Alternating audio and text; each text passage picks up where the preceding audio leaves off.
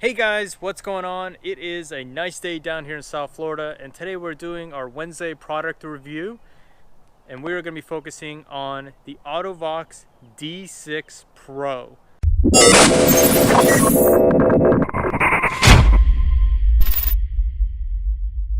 Today we're going to be doing a product review of the Auto-Vox D6 PRO. This is the brand new dash cam from Auto-Vox, and it is the replacement of their older model. The huge advantage of this particular camera is that it contains 1080p full HD resolution. So you're gonna get a lot better nighttime footage, and you're gonna get way better daytime footage versus their older model. The other huge upgrade is it's Wi-Fi enabled completely. So you link your phone up to it, the phone acts as the screen, you guys can adjust the screen accordingly, and then if you really wanted to, slide your hand underneath it and it'll instantly take a picture or save the video and upload it to whatever social media of your choice. That is pretty cool. Now, don't freak out. If you do not want to link it to your phone, you don't have to, because it has a micro SD card that plugs right into the camera, so it saves your footage regardless. And then once you get to your computer, you just plug it in and you're good to go. Today we're going to be installing this camera on a Mazda CX-5. So let's go ahead, open up this box and see what comes inside of it. Alright guys, this is the Auto-Vox D6 camera. Has a plain box, plain white box. Tells you the standard features that it has. It's Wi-Fi connected. Gesture photography, which means you slide your hand underneath the camera and it'll take the picture of it. It has an upgraded processor. It has a G sensor, so in the event of a crash, it'll automatically save that footage. It will not overwrite it. And it has full HD 1080p. The camera itself, let's take a look at it. Within the box, the first thing you get is the limited 1-year warranty. The company's actually really great. I've actually used a few of their products now, and one time I sent them over an email and they responded pretty quick. Within the next business day they responded and quickly sent me a return label, and they sent me a new product, which was nice. The instructions itself, it has 3 steps and how to wire it. And here's the camera. This is what you guys want to see. The camera itself is driver side American oriented. So if you guys are anywhere where there's right hand driving, the power cord will be on your side. If you're in America, the camera will be on the driver's side. This camera is not to be installed like this. See how the Auto-Vox is upside down? That's not how this camera is supposed to be installed. So the camera is supposed to be facing the road just like this. On this side you have the speaker. You have a glass lens here, full plastic body. Then on the flip side you have a reset button. You have the micro SD port for your footage, so you guys can save it. It's not going to save it to your phone, it's going to save it here to the camera directly. And then you have the micro USB cable. So if you guys really wanted to, you guys could purchase a hardwire kit. Just make sure that you guys get a micro USB hardwire kit. Now the camera itself is actually permanently affixed to your windshield with this 3M backing, but it slides on and off. So if you wanted to, you could take it off, bring it inside your house, and download the footage that way if you don't want to use your phone, or if you want to move it to another vehicle. So that's actually really cool. Then within the box you get another 3M backing. So I guess if you guys mess it up the first time, you can go ahead and give it another shot. You get this really cool charger here. This is nicely built, molded plastic, has a nice feel to it. This actually looks pretty cool. I may end up stealing this for my car. You have the USB charger up top, for normal devices, and then you have the 2.4 amp one downstairs for larger devices like tablets or larger phones that need the more amperage. So that's really cool. So from one cigarette lighter, you get 2 USB devices. And finally, you guys get about 10 feet of cable here. So you have enough here to wire a boat. So let's go ahead, jump inside the car, and get this installed and see how well it works. In order to successfully install this on your car, you have to plug it into the cigarette lighter. And you have to at least download the app on your phone, which is this right here. It's the Auto-Vox app. Once you guys have it downloaded, open it up, and then it's going to ask you to insert the memory card. Okay, so I just learned something.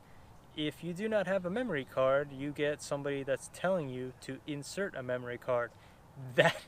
That's pretty cool, because one of two things usually fails on dash cams. The first is the memory card from writing over and over the same card. The card eventually reaches the end of its life cycle, which will end up resulting in corrupted files. Or two, if the camera itself has a battery, it will actually implode within itself. So this is actually really, really cool. The fact that it tells you to insert a memory card. That's pretty cool. Way to go, guys. So the next thing that you're going to want to do is set up the app. Once you have the app open, click the connect button, and then you're going to click the connection to the camera, which is the Auto-Vox D6 PRO. You're going to connect to that, and your password is going to be 1234567 That's going to be your password to connect. I'm going to go ahead and connect. Please insert the memory card. It really wants that memory card. We'll do that after we're installed. Okay, so once you guys have the app successfully running on here, you're going to be able to see what the camera can see. So I don't know if you guys can actually see that. Let's see if I can get my phone brighter. Don't know if you guys can actually see that, but whatever the camera sees, the screen can see. So that's pretty cool that it gives you the units for the speed and the date and the time, which is automatically linked from your phone. So there's really no setup to do on the physical camera itself, just placing it where you want it. This is the actual app itself, and then as you can see here, you can track your trips if you have the GPS option, and then this will record your photos that you have taken by sliding your hand underneath the camera. And then if you go into the live feed of the camera, you can actually see what's going on. And if you click the settings, the gear logo, you'll have a whole lot of options that allow you to specify what you want the camera to do, including the sensitivity. You can go over here and adjust it. You can change it from high, medium, and low. And then on the high setting, you may end up having some issues with bridges if you go underneath them a lot. But there are overall a lot of settings. Now over here in the record option, you will see everything that has been saved on your SD card. So you can go ahead and download anything just by pressing the download button. And found the best spot for this camera, and it's going to be just like this. The mirror's not going to interfere with it in any way, shape, or form. And then we're going to be able to use that dot matrix right there to line everything up and stick it right on just like that. Let's go ahead, get this stuck on here, and then start running the cables. There's also something really, really important that you guys need to remember, that this thing slides on and off. So if you guys are going to be sliding it on and off, keep in mind that it's going to need to go to the right to slide on and off. So if anything's in its way, you won't be able to get it on and off. I think I just found a feature on this camera that a lot of people are going to love. This camera allows you to record the outside, and with the same camera, you can rotate it to record inside the car as well. So for those of you that are police paranoid, or you guys have a lot of passengers in the back, like let's say you're a Uber driver and somebody's acting a little bit rowdy inside the car, check this out. This is the camera right now facing the front. There's the Z3 right there. Everybody say hi to the Z3. It's back, and we'll be back to working on that soon. But if I take this and I start rotating it, watch this. Check that out. Showing you how well the recording feature is within the vehicle itself. As you can see, you have only a little part of it blocking over here because of the mirror. But other than that, you have clear access of the driver's window and everything happening within the back of the car. So this is a great feature on this camera. Should you guys ever want to record your conversation with someone, all you have to do is rotate it. As long as you guys have it positioned in a way that it's not totally blocked by the mirror, it will still record inside the vehicle. And that is awesome. I mean, I've been looking for a particular camera like this that doesn't cost $300. This is $100 and it can do everything that those cameras can do. Let's go ahead and finish hardwiring this so we can check it out and see how well does it actually function. What we're going to do is route our cables from the fuse box to the camera. And the first thing you're going to want to do is pull on this molding in this direction. And it will just detach completely. You guys just want to get it off all the way to where you need to work. You don't need to go crazy pulling this thing off the whole way. Then what you're going to need is to open up the packaging.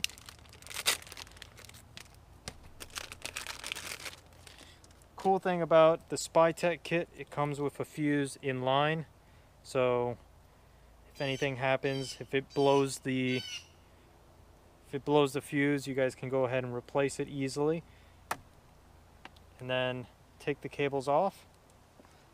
And we're going to route the wires in this direction towards the windshield. The Mazda CX-5, this pillar, the way it comes off is you have to pull up in this direction and then outward. So you're going to pull up. You're going to see that there's a gap down here. Let me go ahead and show that to you. You're going to see the gap now. And once you guys have that gap, you can safely pull outward towards you. And then it will come off just like that, which will allow you plenty of space to route the cables over to the other side. So you guys can see over here, you now have plenty of space and you guys can easily route the cables over to the other side. Now, whenever you are wiring any camera to your cigarette lighter or to your hard wiring location, it's really important that you guys never run the cable in front of the airbag. I see too many people do this. In the event of a crash, the cable is going to get pushed outward because the airbag is going to come down, so the cable is going to get launched, and usually the camera gets ripped off and hits somebody in the face. That's something that doesn't need to happen. It's easily avoidable by routing the cables behind the airbag like this. You never ever route your cables in front of the airbag. Guys, listen to me, stop making that mistake, because in the event of a crash, you don't want to injure the passenger anymore, you don't want to injure the driver anymore, and you guys want to retain the footage. If you guys have the cable routed in front of the airbag, the force that the airbag deploys at may be strong enough to break the camera by ripping it off. So you need to be very, very careful when you guys do this. Always route the cables behind the airbag. Now what you're going to want to do is carefully pull the wire behind the airbag as I instructed, and then start tucking it up into the headliner. It actually has a part where it can sit behind and you don't have to worry about it falling back in your face. Now go ahead and plug in the dash cam, put it back where it goes, and then you're good to start working on the hard wire downstairs. For this step, you're going to want to open this up, that way you guys have more clearance to work. It's just a little nut back here. It's screwed on by hand. There it is, a little plastic one. That'll allow you to remove this whole thing. Have this all out of the way, you now have space to work over here. We're going to be grounding to this point here, which means taking this bolt out and then putting our ground cable behind it. I'm going to show you how to do that. But the next thing we need to do is determine which one of these fuses turns on when the vehicle turns on. And to do that, we're going to use a continuity tester. As you can see, they do not have batteries on the inside, which means that they test for positive once it has determined that there's a source there. So what you're going to need to do is take part right over here, and we're going to ground it. Grab onto our grounding point, and then what you're going to need to do is touch the little metal diodes on the fuse, and you can see how they're not even lighting up. So now we're going to go ahead and put the vehicle, turn it on into the on position, and see which one of these lights up when the vehicle is on. Alright guys, so straight off the bat, we got this 7.5 right here that's lighting up now that the car is on. You got the 15. That one is not turning on even if the vehicle is on, so that must be triggered by a switch. You got another 7.5 down here that's on when the vehicle is on, and then you got a couple of 10s, 20s, and 15s on the other side, which are 10 is good, 15 is good. So I'm going to go ahead and, for simplicity, go after that 15 right up here, and then we're just going to confirm. I'm going to turn the vehicle off, and yep, sure enough, that works out beautifully. Let's go ahead and pull that fuse out and add a fuse in. We got that 15 out of there. You can see straight off the bat it's a low profile mini fuse, so you're going to need a low profile mini fuse add a fuse. This is a 2016 Mazda CX-5, and it's pretty simple. This is just going to get plugged in right to where that one pre-existing was, just like that. And then you're going to put your fuse that you had just removed from the vehicle into the bottom position, and then you're going to plug your red positive wire into here. Right here is a 10 mil. We're going to go ahead and loosen it out, and remember, we need to ground our cable behind it, behind the plastic. So you're going to take the other half of your cables, route them up and behind it like so, then you're going to drop the bolt right through both of them, just like so. Get you guys a nice grounding point. Don't have to clean it off since it's already bare metal there. There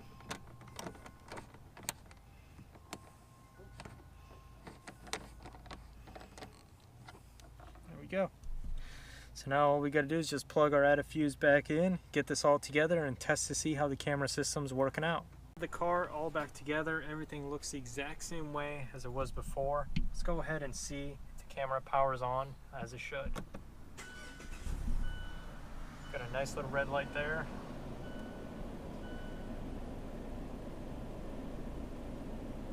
There we go. Now I know you guys had that delay in the sound. The sound is actually happening after the camera's already recording. As soon as the vehicle's on, it's already recording.